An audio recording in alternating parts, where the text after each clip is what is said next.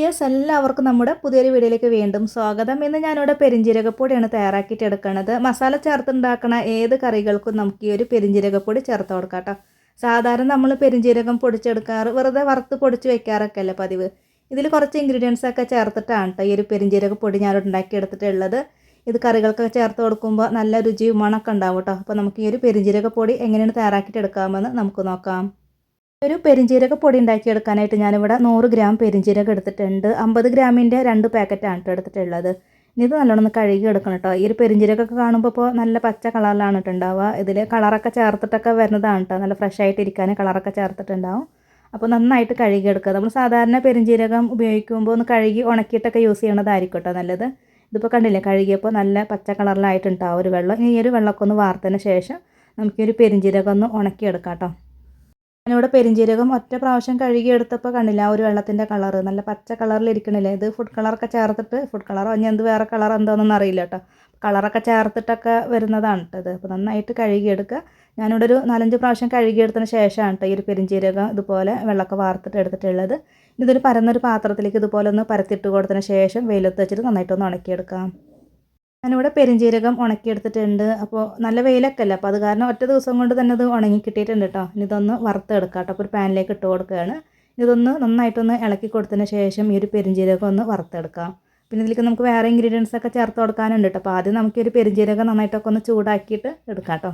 പെരിഞ്ജീരകം നല്ലോണം ഒന്ന് ചൂടായിട്ട് വന്നു കഴിഞ്ഞാൽ പിന്നെ ഇതിലേക്ക് ഞാൻ 1 ടേബിൾ സ്പൂൺ മല്ലിയാണ് ചേർത്ത് കൊടുക്കുന്നത്. പിന്നെ ഒരു 10 കാഷ്നട്ട് കൂടെ ഇട്ട് കൊടുക്കുന്നുണ്ട്. പിന്നെ 1 ടേബിൾ സ്പൂൺ കുരുമുളകാണ് ഇട്ട് കൊടുക്കുന്നത്.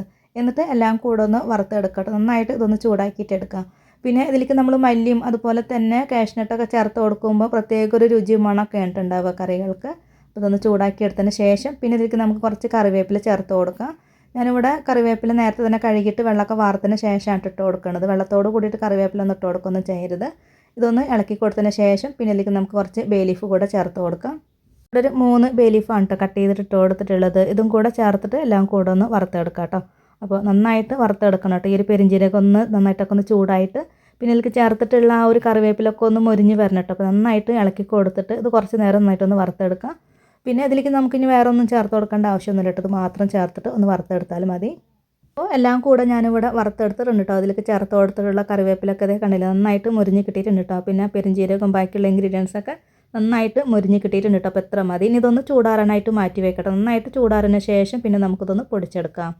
ഈ ക്ലീൻ ആയിട്ടുള്ള മിക്സിയുടെ ജാർ എടുത്തതിന് ശേഷം നമ്മൾ വറുത്ത് വെച്ചിട്ടുള്ള ആ ഒരു പെരിഞ്ജീരകത്തിൻ്റെ ആ ഒരു മിക്സ് ഇതിലേക്ക് ഇട്ട് കൊടുക്കാം കേട്ടോ. എന്നിട്ട് ഇത് നന്നായിട്ടൊന്ന് പൊടിച്ചെടുക്കുക. അപ്പോൾ മിക്സിയിൽ വെള്ളം നനവൊന്നും ഉണ്ടാവുമൊന്നും ചെയ്യരുത്. വെള്ളം നനവൊക്കെ ഉണ്ടെങ്കിൽ പൊടി നമ്മൾ എടുത്ത് വെച്ചിട്ടുണ്ടെങ്കിൽ കുറച്ച് ദിവസമൊക്കെ കഴിഞ്ഞാൽ പെട്ടെന്ന് ഇങ്ങനെ ചീത്തയിട്ടൊക്കെ പോകും കേട്ടോ. അപ്പോൾ നല്ല ക്ലീൻ ആയിട്ടുള്ള മിക്സി ജാറിൽ വേണം ഇതൊന്ന് പൊടിച്ചെടുക്കാനായിട്ട്. അപ്പോൾ ഞാനിതൊന്ന് പൊടിച്ചിട്ട് കൊണ്ടുവരാം. അപ്പോൾ ഞാനിവിടെ നല്ലോണം തന്നെ പൊടിച്ചെടുത്തിട്ടുണ്ട് കേട്ടോ. ഇതൊരു പരന്നൊരു പാത്രത്തിലേക്ക് ഇട്ട് കൊടുത്തതിന് ശേഷം ഒന്ന് ചൂടാറാനായിട്ട് മാറ്റി വെക്കാം കേട്ടോ. അധികം നേരം ഒന്നും പുറത്ത് വയ്ക്കൊന്നും ചെയ്യരുത്. അങ്ങനെ ആകുമ്പോൾ അതിൻ്റെ ആ ഒരു സ്മെല്ലൊക്കെ പോകും കേട്ടോ. ഒന്ന് ഇതുപോലെ ഒന്ന് പരത്തിയിട്ട് പെട്ടെന്നൊന്ന് നമുക്കിതൊന്ന് ചൂടാറി കഴിഞ്ഞാൽ ഒരു ബോട്ടിലാക്കി വെക്കാം കേട്ടോ. അപ്പോൾ ഇത്രയേ ഉള്ളൂ. വളരെ ഈസി ആയിട്ട് ഉണ്ടാക്കിയെടുക്കാൻ പറ്റിയിട്ടുള്ള നല്ലൊരു പെരിഞ്ജീരക പൗഡറാണ് കേട്ടോ. അപ്പോൾ ഇതുപോലെ ട്രൈ ചെയ്തിട്ടില്ലെങ്കിൽ തീർച്ചയായിട്ടും ഒന്ന് ട്രൈ ചെയ്ത് നോക്കണേ. ഒന്ന് ചൂടാറി കഴിഞ്ഞാൽ പിന്നെ അത് എയർ ടൈറ്റ് ആയിട്ടുള്ള ഒരു ബോട്ടിൽ ആക്കി വെക്കാം കേട്ടോ. എന്നിട്ട് നമുക്ക് ആവശ്യാനുസരണം എടുത്തിട്ട് ഉപയോഗിക്കാവുന്നതാണ്. അപ്പോൾ ചിക്കൻ കറിയൊക്കെ ഉണ്ടാക്കിയെടുക്കുകയാണെന്നുണ്ടെങ്കിൽ ഇപ്പോൾ 1 കിലോ ചിക്കനിൽ ഒരു 1/2 ടീസ്പൂൺ അളവിൽ ഈ ഒരു പൊടി ചേർത്ത് കൊടുക്കുക കേട്ടോ. പിന്നെ ഈ ഒരു പൊടി ചേർത്ത് കൊടുക്കണമെന്നുണ്ടെങ്കിൽ മല്ലിപ്പൊടിയൊക്കെ ഒന്ന് കുറച്ചിട്ട് വേണം കേട്ടോ കറികളിൽ ഇട്ട് കൊടുക്കാനായിട്ട്. കാരണം നമ്മൾ ഈ ഒരു പൊടിയിൽ ഈ ഒരു പൊടി ഉണ്ടാക്കിയെടുക്കണതിൽ മല്ലി ചേർത്തിട്ടുള്ളതാണ്. ഇത് ചിക്കൻ കറി, മുട്ടക്കറി, അതുപോലെ തന്നെ ബീഫ് കറി അതിലേക്കൊക്കെ ചേർത്ത് കൊടുക്കാം കേട്ടോ. നല്ല രുചി മണമൊക്കെ ഉണ്ടാവും കറികൾക്ക്. അപ്പോൾ ട്രൈ ചെയ്ത് നോക്കുക. അപ്പോൾ ഇന്നത്തെ വീഡിയോ ഇത്രയുള്ള എല്ലാവർക്കും ഇഷ്ടമായിട്ടുണ്ട് എന്ന് കരുതുന്നു. ഇതുവരെ വീഡിയോ കണ്ട് സപ്പോർട്ട് ചെയ്ത എല്ലാവർക്കും ഒരുപാട് നന്ദി. ആദ്യമായിട്ടാണ് നമ്മുടെ ഈ ഒരു ചാനൽ കാണുന്നതെങ്കിലും സബ്സ്ക്രൈബ് ചെയ്യണേ. പിന്നെ ലൈക്ക് ചെയ്യാനും ഷെയർ ചെയ്യാനും ഹൈപ്പ് ചെയ്യാനൊന്നും മറക്കരുത്. അപ്പം ഇനി അടുത്ത നല്ലൊരു റെസിപ്പി വീഡിയോ ആയിട്ട് വീണ്ടും കാണാം.